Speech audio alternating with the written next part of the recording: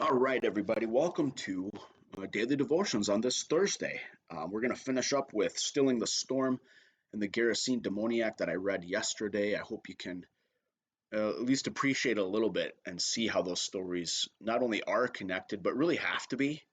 That Christ is bringing all powers underneath his authority and that they are under his authority. Who is this that even the wind and the sea obey him? Well, he's the guy that's in control of all of it, that has the authority to be here. And so he gets to do what he does and what he wants to do. And so he crosses to the other side and he meets this guy that's possessed and living in the tombs. And I talked about that yesterday in drawing demons and how even the powers of evil are forced to be drawn to Jesus and to come underneath his authority. And the demon tried to acknowledge a another power by the power of God. He says that. So I'm not going to read the whole story today, but I want to go to the end of it. So we've crossed the other side. Jesus is going to heal this guy and set him free. And then we're going to see something that happens. The disciples are quiet in this whole thing. They're there, present but quiet. And so we don't hear from them, but we do hear from the neighboring villagers, and we do hear from the swine herders, and we do hear from the man himself who's been healed. So I'm going to start at verse 14. So this is Mark chapter 5, verse 14. You can read the story for yourself, the whole thing, but the man has been healed from these unclean spirits. He's tried to invoke the power of God to prevent Jesus from casting them out, the legion out. I think that's like thousands, like 6,000 Roman soldiers, I think, is a legion. So the idea is that this guy's really tormented and really bound. Um, and if you think about what's happening, I guess in the context, Rome is destroying the temple and coming down on the people, and so this is, symbolic even of just empire attacking Jesus and attacking God's kingdom and how that worldly empire. The swineherds ran off and told it in the city and in the country. Then people came to see what it was that had happened. They came to Jesus and saw the demoniac sitting there clothed and in his right mind, the very man who had had the legion, and they were afraid. Those who had seen what had happened to the demoniac and to the swine reported it. They lost all their income. I always think that's kind of strange.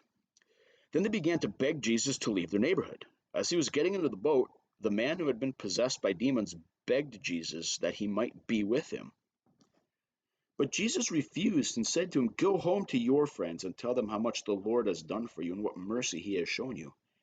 And he went away and began to proclaim in the Decapolis how much Jesus had done for him, and everyone was amazed. So you really have the first missionary here going out, who is not a Jewish person, not a follower of Jesus, but he is. I just want to say I've always found that part of the story. I used to find it troublesome and it bothered me that Jesus wouldn't let this man follow him, because that's what we're supposed to do, right? Follow Jesus. And you kind of think that ultimately, oh, following Jesus would be the best thing ever. That's the goal, right? Trusting God enough with enough faith that you just dedicate yourself wholly to following Jesus. The man begged him that he might be with him, but Jesus refused. It's fascinating to me that Jesus refuses this man's allegiance as far as following me where I go, with me, like beside me. And he sends him out to his friends and to his friends and tell them how much the Lord's done for you, what mercy he's shown you. And the man goes a step further and doesn't just go home to his friends. Like, he takes that a step further and goes to the Decapolis. The Decapolis was, you can find it on a map if you look. It might even be in the back of your Bible if you have a study Bible. But it was 10 Gentile cities on the eastern side of the Sea of Galilee. So these are all this is just it's a place, it's a connection of cities that people knew about and talked about and went to, that were all Gentile.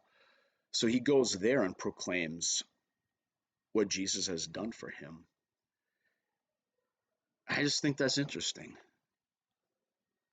I feel like in our Christian hearts and heads and intellect, we're supposed to be like, we got to follow Jesus, except following Jesus for Jesus means going out into the world and proclaiming God's reign and God's rule and what God's done for us. And I love that message and I love that connection because it invites me to think not only about my life, but think about God's presence in my life and the ways God is claiming me and the opportunities God's presenting to bring kingdom life all around us. And so we're in this crazy place in the story, nowhere near Jewish anything, with a man that shouldn't be following God, with a man that gets sent out to proclaim God.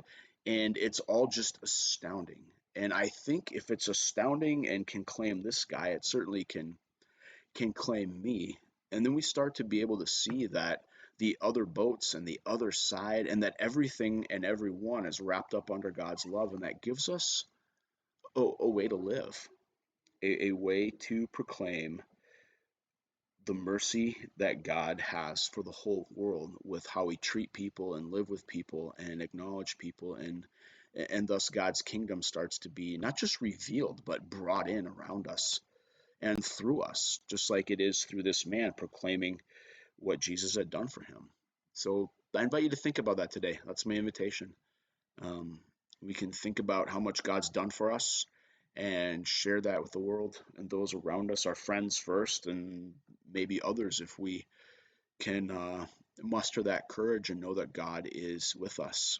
Um, have a blessed day.